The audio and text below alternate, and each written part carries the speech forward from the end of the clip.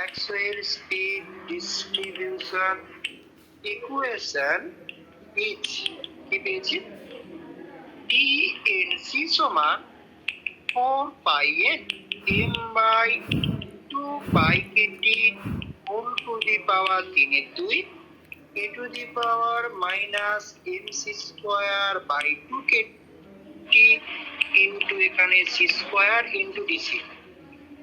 প্রশ্ন করছে এই দেখো এক্সপোনেনশিয়াল যে টার্মটা দেখো এখানে ইউজ করা হয়েছে, এই টার্মটা দেখো একটা নেগেটিভ আছে কেন, এটাই প্রশ্ন করে যে ম্যাক্সওয়েল স্পিড ডিস্ট্রিবিউশন ইকুয়েশনে এক্সপোনেনশিয়াল টার্মটা নেগেটিভ কেন, কেন এটা পজিটিভ নয়, যে why the exponential term is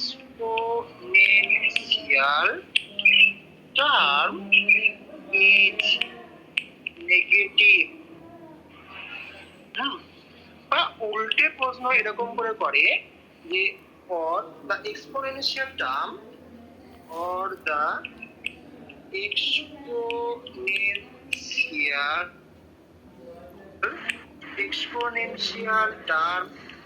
can never be positive. Why? কখন এটা পজিটিভ হতে পারে না কেন? কোশ্চেনটা বুঝলে দেখি উত্তর কি হয়। দেখো যদি এটা পজিটিভ হতো তাহলে আমরা কি পেতাম, ইট ইজ পজিটিভ, তাহলে আমরা কি পাই দেখি, ইট ইজ পজিটিভ, তখন দেখো আমরা এই ডিএনসি এক্সপ্রেশন দেখো আমরা এটা লিখতে পারি, ঠিক আছে, পজিটিভ করে দেবো।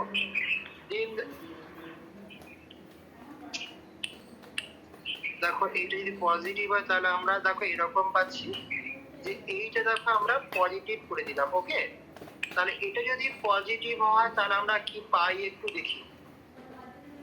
তাহলে এই সিচুয়েশনে দেখো যে আমরা 1/n dnc বাই dc কত হবে, দেখো 4 পাই এখানে m by 2 pi kt whole to the power 3/2 k to the power mc square by 2 kt, আর এখানে একটা c স্কয়ার আছে, তাই না। এবার এটা দেখো পজিটিভ হওয়ার জন্য কি প্রবলেম অ্যারাইজ করলো দেখি। দেখো and c যখন ইনফিনিটি, এটা যদি দেখো ইনফিনিটি হয় fi তখন আমরা কি পাবো, দেখো তখন আমরা এই যে 1/n dnc বাই dc এটা সমান কি পাচ্ছি, এটা দেখো টু দি পাওয়ার এটা ইনফিনিটি, এটাও দেখো ইনফিনিটি স্কয়ার, তাহলে আলটিমেটলি দেখো আমরা ইনফিনিটি পেলাম। তার মানে কি, দেখো মাইনাস হলে কিছু না, এবার মাইনাস ইনফিনিটি মানে আমরা জিরো পাচ্ছিলাম, কিন্তু এখানে প্লাস থাকার জন্য দেখো এটাও ইনফিনিটি হয়ে গেল। তার মানে হচ্ছে ইনফিনিটি ভেলোসিটি মলিকুলের সংখ্যা ইনফিনিটি, এটা কি হতে পারে, তাই না। আমরা তো সি ইকুয়াল টু ইনফিনিটি দেখো বসিয়েছি যে অসীম গতিবেগ সম্পন্ন অণুর সংখ্যা অসীম, এটা কখনো হওয়া সম্ভব, কারণ আমরা তো সিস্টেমের মধ্যে n সংখ্যক মলিকুল কনসিডার করেছি, সেখানে বলছি অসীম গতিবেগ সম্পন্ন অণুর সংখ্যা অসীম, তো একটা অ্যাবসার্ড রেজাল্ট পাচ্ছি, তাই না। এই কারণের জন্য এক্সপোনেনশিয়াল টার্মটা কখনো পজিটিভ হতে পারে না, সবসময় নেগেটিভই হবে। কি বললাম, দ্যাট মিনস এখান থেকে এটা পাচ্ছি কি, যে that means fraction of molecules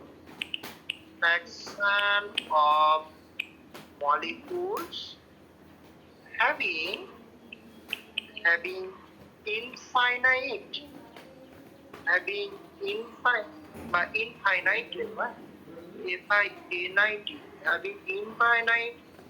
velocity,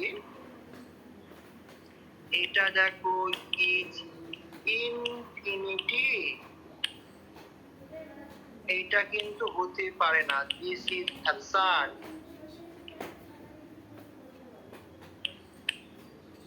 তাই এই কারণের জন্য এক্সপোনেনশিয়াল টার্মটা কখনো পজিটিভ না, অলওয়েজ নেগেটিভ।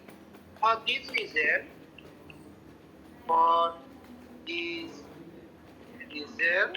কি হয় exponential term is always in a negative. বুঝতে পারলে?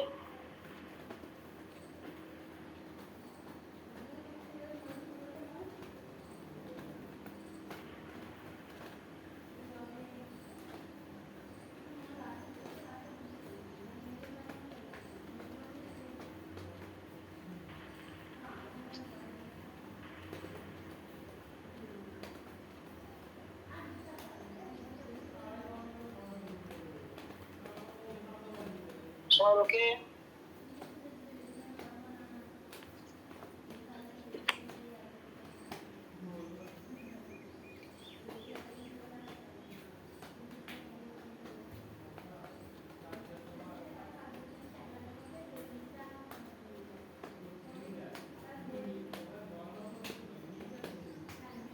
হ্যাঁ স্যার, বেশ।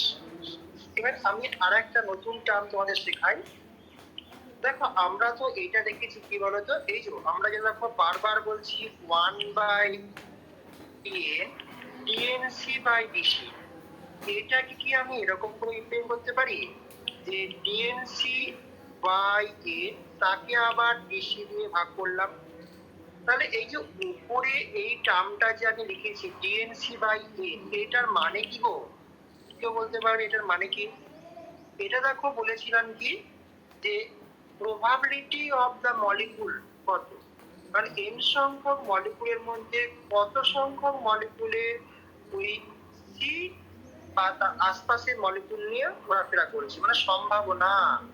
তাই এইটা কি দেখবে আমরা এই আগের ক্লাসে মনে করে দেখো যে ডিএনসিএক্স বাই এন করছিলাম, এটাকে ডব্লিউ এক্স দিয়ে দেখো লিখছিলাম, মনে করে দেখো প্রথম দিকে দেখো বলেছে, হয় দেখো ঠিক আছে, দেখো এই দেখো প্রথম দিকে দেখো ছিল, এই দেখো এখানে এই যে ডব্লিউ এক্স কি ডিএনসিএক্স বাই এন, এটা কি বলেছিলাম probability of every molecule having only x component of velocity between cx থেকে cx plus dcx, তাহলে dnc by n কি হবে যে c থেকে c plus dc গতিবেগ সম্পন্ন আমার এই রেঞ্জের মধ্যে কত দেখো ফ্র্যাকশন, সেটা কি দেখো আমরা প্রবাবিলিটি বলছি। তাহলে এখানেও ঠিক সিমিলারলি আমরা উপরে এটাকে প্রবাবিলিটি বলবো,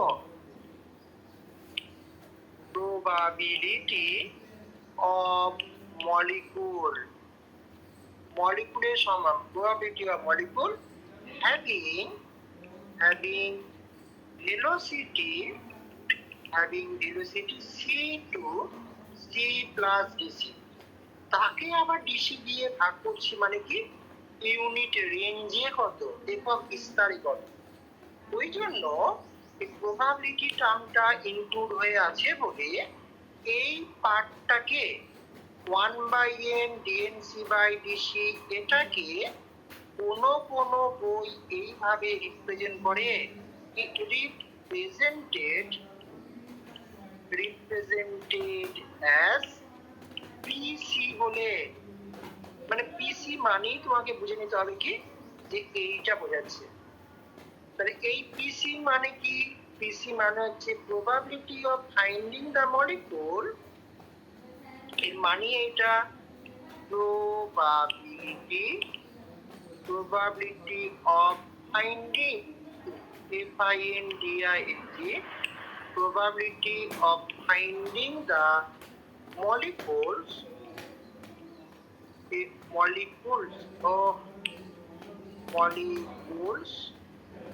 having speed, অ্যাকচুয়ালি হাতটা লিখছি তো এই স্ক্রিনটা ঘেমে গিয়ে স্লিপ কেটে বেরিয়ে যাচ্ছে, এই লেখাটাও ঠিকঠাক হচ্ছে না। দাঁড়াও আমি লিখছি, কাঁচের উপর লিখছি তো, কাঁচের উপর এমনি লেখা যায় না, তারপর আবার জল পড়ছে দিয়ে আর হচ্ছে না। Yes, probability of finding the molecule having speed, দেখো এটা কত যে having speed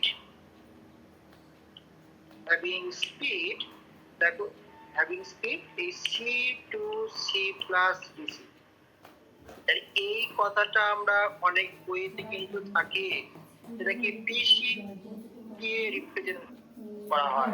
তাহলে অতএব আমরা পিসি সমান কি লিখতে পারি?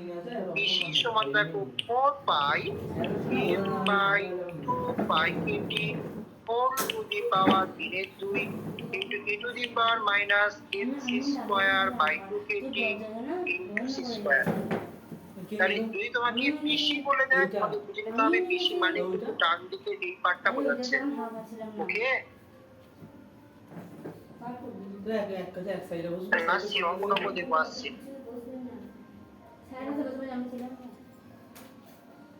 বাকিতে ঠিক আছে গো? হ্যাঁ স্যার।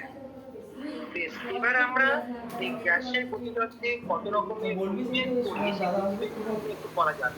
নেক্সট আমি এডিট করো যে টাইপস অফ ভেলোসিটি, কত রকমের গতিবেগ আমরা পড়ব। টাইপস অফ ভেলোসিটি 1 নম্বর এসো গড় গতিবেগ, অ্যাভারেজ ভেলোসিটি। অ্যাভারেজ ভেলোসিটি যেটাকে দেখো আমরা অনেক সময় সি লিখে তলা একটা এ, সি এ মানে অ্যাভারেজ ভেলোসিটি, বা কখনো কখনো এটাকে ব্র্যাকেট নোটেশনে এইরকম করে বলে। এটা মানে কিন্তু অ্যাভারেজ বোঝায়। কালকে বলছিলাম কোয়ান্টাম মেকানিক্সে এরকম ব্র্যাকেট নোটেশন আমরা ইউজ করবো, বারে বার ইউজ করবো। বা আমরা নর্মালি দেখো সি লিখে মাথায় বার সাইন দিলে এটা অ্যাভারেজ বোঝায়। অ্যাভারেজ ভেলোসিটিকে আমরা এইরকম ভাবে রিপ্রেজেন্ট করতে পারি। তাকে অ্যাভারেজ বলে। পাটিগণিতের যে নিয়ম গড়, যে একটা বাগানে 10টা গাছে 5টা করে আম আছে, 20টা গাছে 20টা করে আম আছে, যে এরকম ডিস্ট্রিবিউশন থাকে, তাহলে গড় করলে কি হয়? আমরা যেমন সিম্পল গড় করি, তাহলে এখানে ঠিক সিমিলারলি এরকম ভাবে আমরা দেখো গড় করতে পারি কিরকম। যদি বলে দিই যে n1 সংখ্যক মলিকুলের গতিবেগ c1, n2 সংখ্যক মলিকুলের গতিবেগ c2 and so on, তাহলে এরকম যদি হয় তাহলে অতএব অ্যাভারেজ ভেলোসিটি মানে দেখো আমরা এটা বলতে পারি কি যে n1 c1, এই যে 5টা গাছে 10টা করে আম আছে, আবার 10টা গাছে 20টা করে আম আছে, দেখো সেমটি গুণ করে দিয়ে যোগ করে দিয়ে আমি টোটাল মলিকুল সংখ্যা দিয়ে দেখো ভাগ করে দিলাম। তার মানে কি সিম্পল অ্যারিথমেটিক নিয়ে পাটিগণিতের যে আমরা গড় সেটা কি দেখো আমরা অ্যাভারেজ বলি। তাহলে এটা হচ্ছে একটা simple A R I T H E, কোথায় গেল A R I T H E M A T I C, simple arithmetic. এটা হচ্ছে অ্যাভারেজ। আমরা গামা ফাংশন ইউজ করে এর মান কত হয় বার করবো, আসছি। 2 নম্বর আমরা দেখো আর একটা ভেলোসিটি ইউজ করি যেটাকে আমরা আরএমএস বলি। আরএমএস ভেলোসিটি, আরএমএস ভেলোসিটি কিরকম হয়? দেখো এই যে মলিকুলগুলোর মধ্যে যদি এই রকমের একটা ডিস্ট্রিবিউশন থাকে গতিবেগের এই রকমের ডিস্ট্রিবিউশন থাকলে আমরা আরএমএস বার করার সময় কি করি? আর দেখো আরএমএস টা কি রিপ্রেজেন্ট করা হয়, আমি এটা আগে বলতে হবে।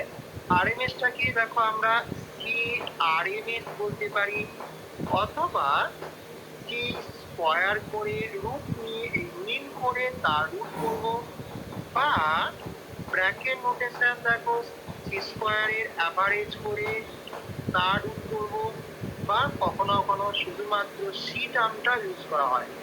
তাহলে এত রকম ভাবে কিন্তু আরএমএস টাকে আমরা রিপ্রেজেন্ট করতে পারি। তাহলে এই রকমের যদি স্পিড ডিস্ট্রিবিউশন থাকে সেখানে আমরা আরএমএস কি বলতে পারি? অতএব সি আরএমএস দেখো আমরা প্রত্যেকটা গতিবেগকে দেখো স্কয়ার করে দিলাম, করে দিয়ে দেখো আমরা জাস্ট গড় করবো, মানে n1 n2 দিয়ে ভাগ করে দিচ্ছি, দিয়ে আমরা রুট নিয়ে নেবো, যেহেতু স্কয়ার করেছি যে আগের অবস্থানে ফিরে আসার জন্য আমি রুট নিলাম। এটাই হচ্ছে আরএমএস।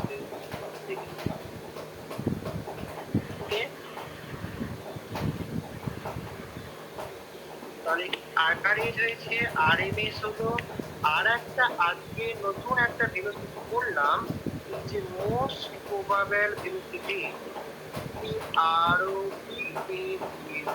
মোস্ট প্রবাবল ভেলোসিটি, যেটাকে দেখো আমরা CM দিয়ে রিপ্রেজেন্ট করি। মোস্ট প্রবাবল ভেলোসিটি বলতে বোঝায় কি, যে লার্জেস্ট অ্যাকশন অফ মলিকুল, যে ভেলোসিটি থাকে, যে velocity for this largest action of molecule, the velocity, এটা হচ্ছে কিনা লার্জেস্ট অ্যাকশন অফ মলিকুলের যে ভেলোসিটি আছে, লার্জেস্ট অ্যাকশন অফ মলিকুল, তাই তো। এর এক্সপ্রেশন দেখো আমরা অটোমেটিক্যালি জেনে গেছি যে সিএম হচ্ছে এই √2kT/mol, এটা দেখো আমরা most probable velocity expression. Okay,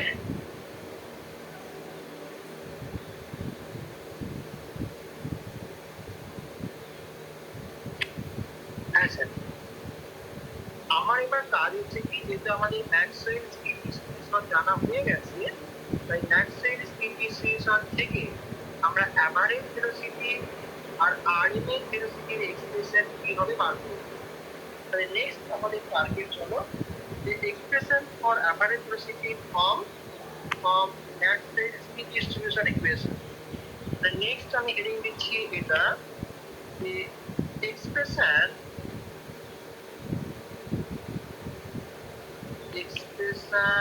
of average velocity of Maxwell speed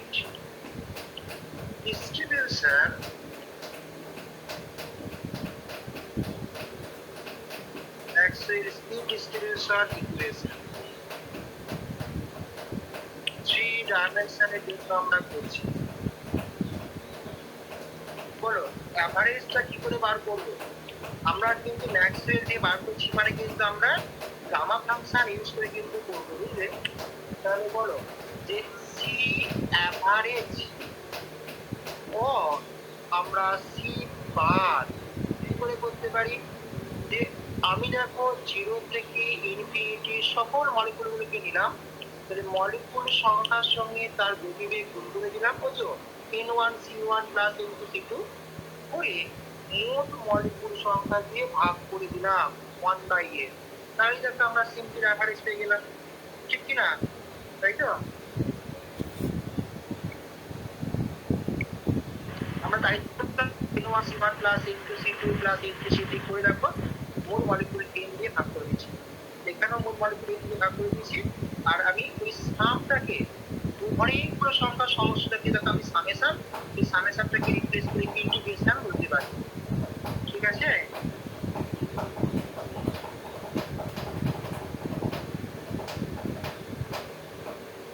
ওকে,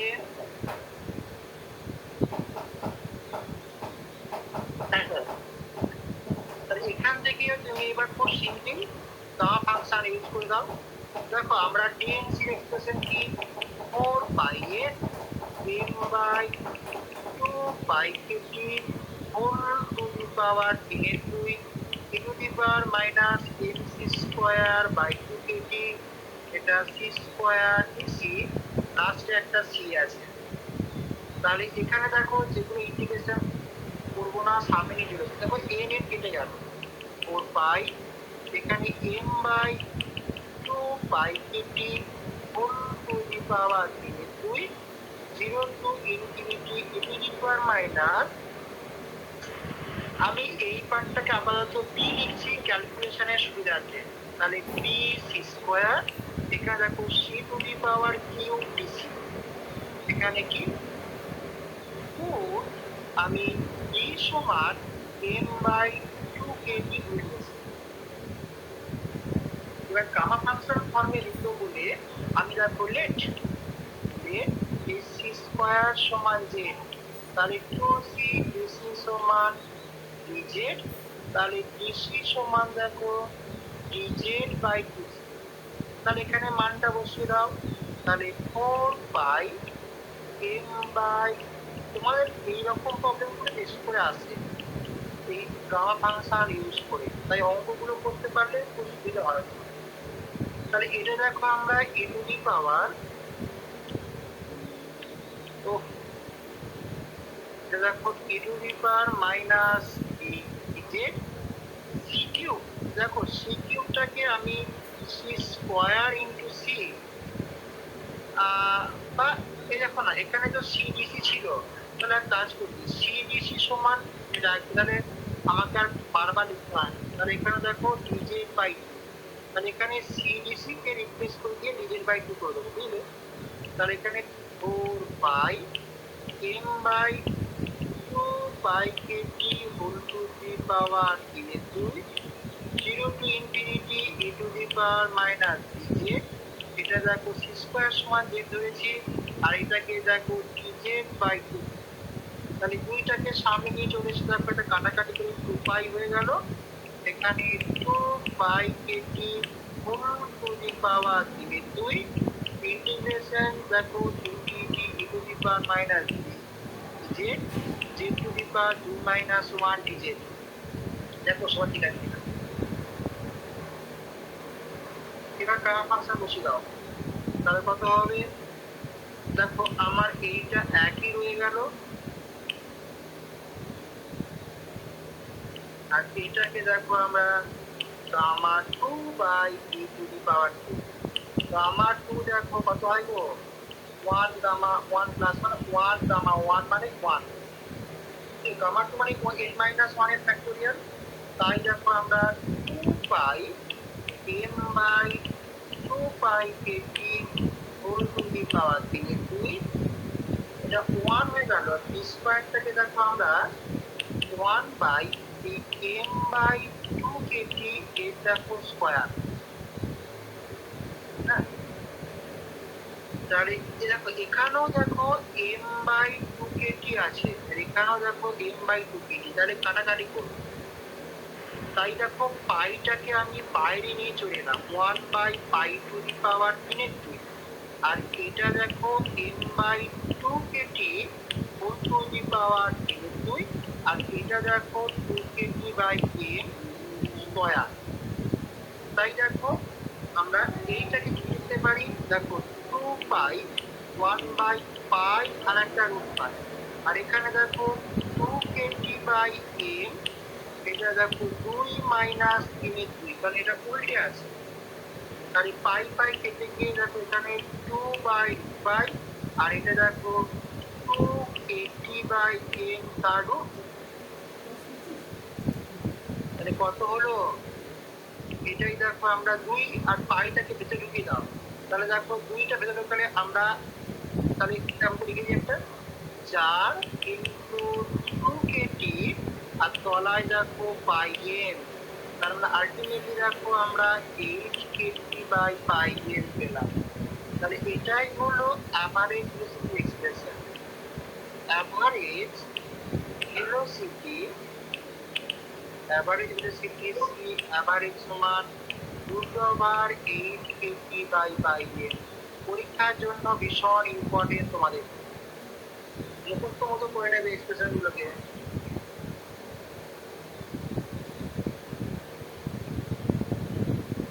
আর একটা করবো আরএমএস করবো।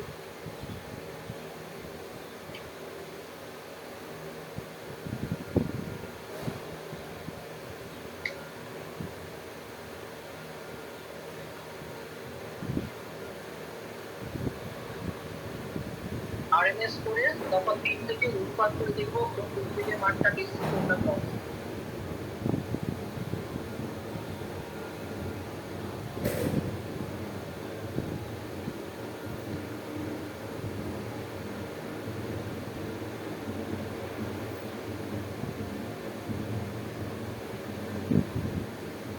বলে বলবে সবাই, হ্যাঁ?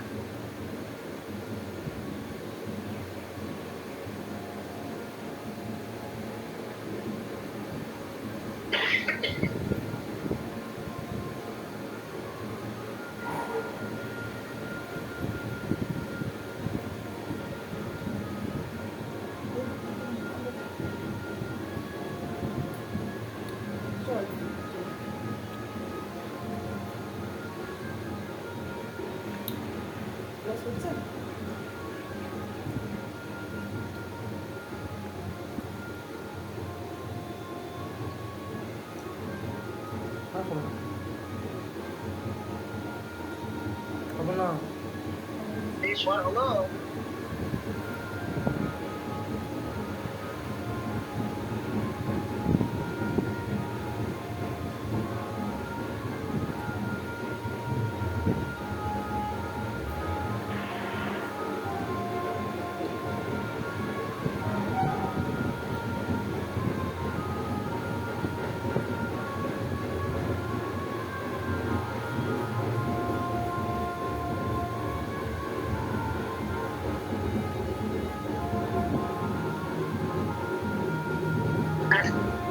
বেশ।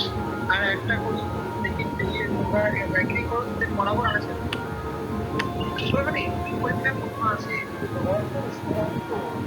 ইন্টিগ্রেশন করতে পারি আমার সঙ্গে তাহলে থাকা অবস্থা নেক্সট শো এই হেডিংটা কি দিচ্ছি এক্সপ্রেশন ফর আরএমএস কারণ আরএমএস আমরা বার করি আমাদের যেহেতু ম্যাক্সিমাম স্পিড ডিস্ট্রিবিউশন জানা হয়ে গেছে সেখান থেকে আরএমএস এর মান কত বার করব তাহলে আমি দেখো হেডিংটা এরকমই দিলাম এক্সপ্রেশন ফর এখানে অফ কি RMS of maximum speed distribution এটা CRMS কত হয় দেখি চলো দেখো RMS টাকে আমরা কি লিখি CRMS এর মানে কি আমি C স্কয়ার পার অ্যাভারেজ আমি প্রথমে পার পর্যন্ত করে যেটা পাবো সেটাকে পরে অ্যাভারেজ বর্গ মানে বর্গমূল করবো না তাহলে আমি প্রথমে বার করতে চলেছি না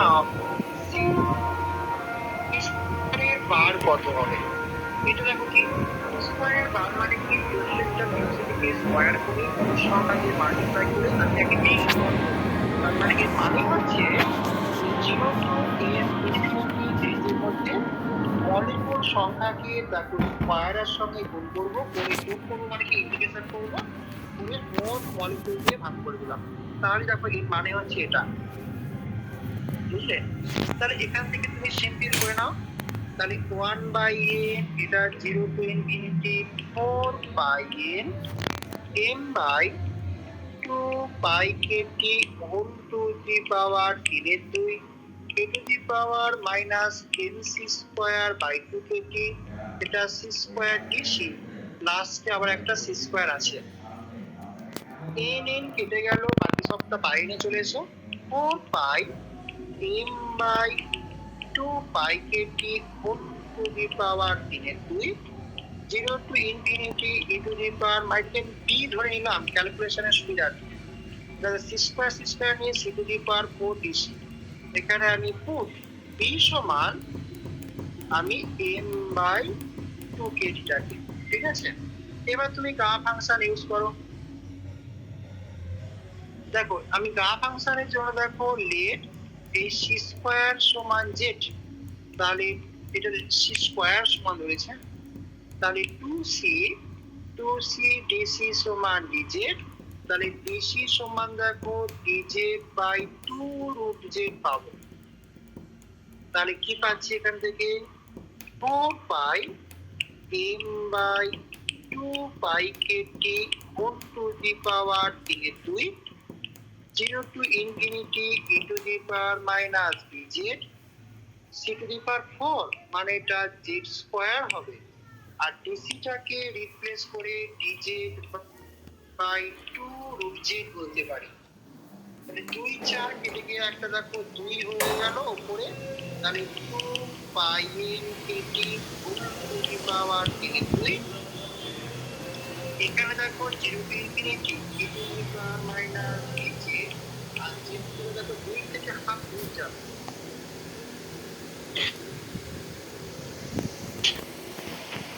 তাই আমরা এটা 3 পাবো তাহলে এটাকে এবার গামা ফাংশন ফর্মে লিখো আমি ক্যালকুলেশনের সুবিধা আছে দেখো আমি পাইটাকে বাইরে নিয়ে চলে এলাম একটা পাই আর একটা রুট পাই এখানে m/2kt টা দেখো হোল টু দি পাওয়ার 3/2 এটাকে দেখো আমি 0 to infinity e to the power minus bz আর এটা দেখো জেড টু দি পাওয়ার আমরা 5/2 মাইনাস 1 করলে দেখো 3/2 পাই। এখানে পাই পাই কেটে গেল, তাহলে 2/5 এখানে m by 2kt whole to the power 3/2, এটা gamma 5/2 by e to the power 5/2।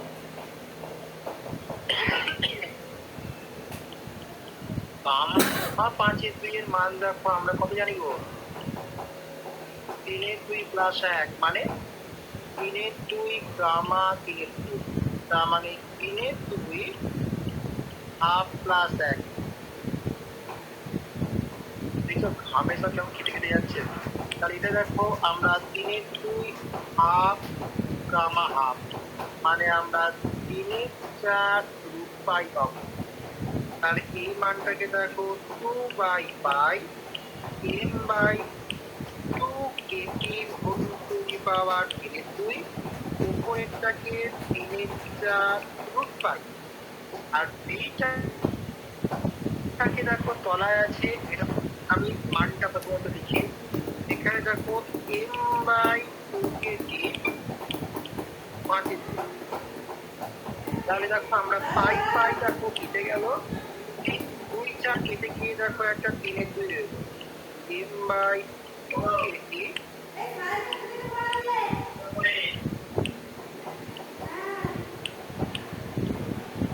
এটা না, তাই না? তাহলে এটা দেখো কাটাকাটি হবে, তাহলে 3/2 এখানে দেখো 2kt বাই mটা আমরা 5/2 মাইনাস 3/2, তার মানে দেখো 1, মানে 2/2 মানে 1, তা আমরা আলটিমেটলি দেখো আমরা 2kt বাই m, তার মানে দেখো 2 কেটে গিয়ে আমরা 3kt বাই m দেখো পেলাম। এটা কার মান পেয়েছি গো, ওই দেখো সি স্কোয়ার অ্যাভারেজ, তাহলে রুট করলে কত হবে, অতএব সি স্কোয়ার অ্যাভারেজ তার রুট মান হচ্ছে এই 3kt বাই m তার রুট। অতএব আরএমএস কত, আরএমএস যেটা দেখো আমরা সি আর এম এস এটা 3kt বাই m তার রুট। দেখো এটা থেকে আমরা গ্যাসের গতিপথ থেকে পেয়েছিলাম, দেখবে এই যে TV equal to 1/3 ml square, সেখান থেকেও দেখবে আমরা 3kt বাই m থেকে পেয়েছিলাম।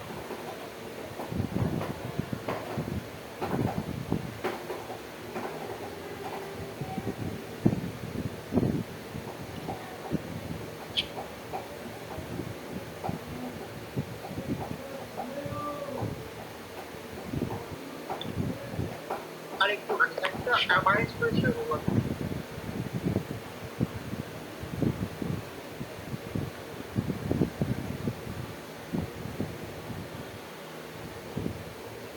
বলে বলবে না,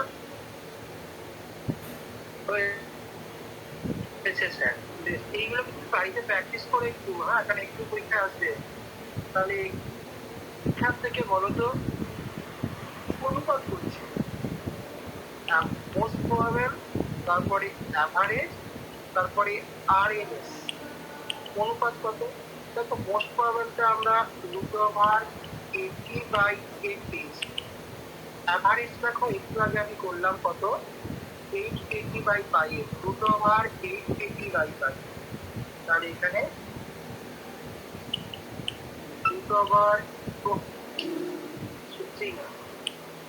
এখানে দেখো এটা আমরা রুট ওভার 880/5 আর আরএমএসটা দেখো এখন করলাম 80/m তার, তাহলে এখান থেকে দেখি প্রথমত দেখো কমন কি পেয়ে যাচ্ছে, দেখো 80/m 80/m 80/m কমন ছিল 5 চলে গেল, তাহলে এখানে দেখো 4 হইল √2, এখানে দেখো √8/5 আর এখানে √3, √2টাকে দেখো আমরা 1.414, 8/5 দেখো করলে আমি ক্যালকুলেটর করছি 1.596 দেখো আসছে, আর √3টাকে আমরা 1.732 জানি, তার মানে কি গো দেখো বেড়ে বেড়ে দেখো যাচ্ছে, তাই দেখো এই অর্ডার মোস্ট পাওয়ার অপেক্ষা অ্যাভারেজের ভেলোসিটির মান বেশি, তার থেকে আরএমএস এর থেকে আরএমএস এর মান আরো বেশি। এই অর্ডারটা অনেক সময় প্রমাণ করতে চায় বা এই যে এই অনুপাতটা যে এত হয় এটা হিসাবে পরীক্ষায় আছে। তাহলে আমি এখানে কি দেখাই এই যে অবস্থান কোথায়, ম্যাক্সওয়েল যে স্পিড ডিস্ট্রিবিউশন ইকুয়েশন, দেখো আমরা এটা এখানে দেখো আমরা ম্যাক্সওয়েল স্পিড ডিস্ট্রিবিউশন ইকুয়েশনে আমরা এখানে দেখো আমরা 1/n dnc বাই dc, ঠিক আছে, তুমি এটা প্লট করতে পারো বা তুমি যদি শুধুমাত্র ডিএনসি বাই ডিসি করো সেটাও হবে, বা তুমি শুধুমাত্র ডিসি প্লট করো সেটাও হবে, বা একটু আগে থেকে আমি ডিসি লিখেছিলাম সেটাও হবে। বুঝতে পারছো? তুমি যদি এর সঙ্গে এর প্লট করো, আমরা প্রতি ক্ষেত্রে প্লটের নেচারটা সেই একই আসবে, জিরোয়ে টাচ করাবো না। এবার এই পিক পয়েন্টটা কি, দেখো পিক পয়েন্টের করসপন্ডিং এটা হচ্ছে আমার সিএন, তাহলে এইটা দেখো আমি মার্ক করলাম সিএন বলে, তার থেকে দেখো অ্যাভারেজটা বেশি, অ্যাভারেজের অবস্থান একটুখানি দেখো ডান দিকে হবে, তাহলে সামান্য একটু দিকে সামান্য একটু দেখো ডান দিকে আমি মার্ক করলাম, এটা হচ্ছে অ্যাভারেজ ভেলোসিটির জন্য সি অ্যাভারেজ। আর একটু বেশিতে দেখো আরএমএসটা আছে, তাহলে আরএমএস এর পজিশন দেখো আর একটু এদিকে, এইটা কত, এটা দেখো আমরা সি আর এমএস, ম্যাক্সওয়েল স্পিড ডিস্ট্রিবিউশন ইকুয়েশনে দেখো আমাদের তিনটে গতিবেগের অবস্থান এরকম। ওকে,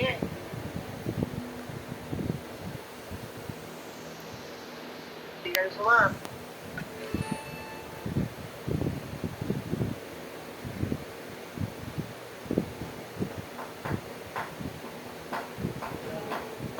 আজকে এটুকু থাকবে।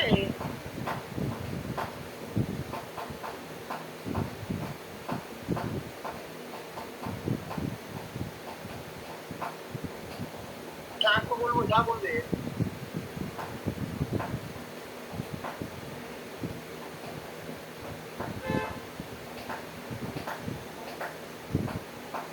সবার হয়েছে স্যার, আজকে আমি করবো যা বলবে।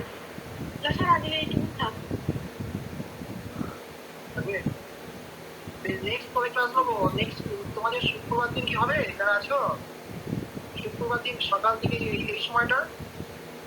হ্যাঁ স্যার, হবে না, হবে না স্যার, হবে না, শুক্রবার দিন হবে না। চাইছিলাম এই সময়টা হলে তো ভালো হতো, সন্ধ্যেবেলাটা পরিবর্তে। স্যার সামনের বুধবার ছুটি আছে, ওই দিন নিতে পারেন তো বেলায়? সামনে বুধবার? হ্যাঁ ওই 27 তারিখে ছুটি আছে, ওই জন্য বলছিলাম। আর বুধবার দিন নেবো, এবার তোমাদের কলেজ তোমাদেরই তো অনেকের প্রবলেম আছে, বুধবার দিন নাকি আবার পড়া থাকে, যেতে হচ্ছে না, তাহলে আমার তো কোনো অসুবিধা হবে না। ওই দেখছো তো বুধবার হবে না। বেশ ঠিক আছে, না এটুকু করো। আবার আবার নেক্সট ক্লাস আমি আমি ফ্রাইডে সন্ধ্যায় যেমন নিই, ফ্রাইডে সন্ধ্যায় নেবো, আর বৃহস্পতিবার দিন সার্ভিস টেনশন পরীক্ষা নেবো বর্ধমানে। হ্যাঁ, এই বৃহস্পতিবার এই থার্সডে সার্ফেস টেনশন এক্সাম নেব, এক্সাম অফলাইনে। আর যারা আসতে পারবে না আমি কোশ্চেনটা দিয়ে দেবো, বাড়িতে করো। হ্যাঁ ঠিক আছে? কটা থেকে নেবেন? আমি 8:30 ঢুকে যাবো, তোমরা এই যে 8টার সময় এসো, বা 8টা যদি আগে আসতে পার তাও হবে। ওকে, আচ্ছা ঠিক আছে, চলো চলো উঠি।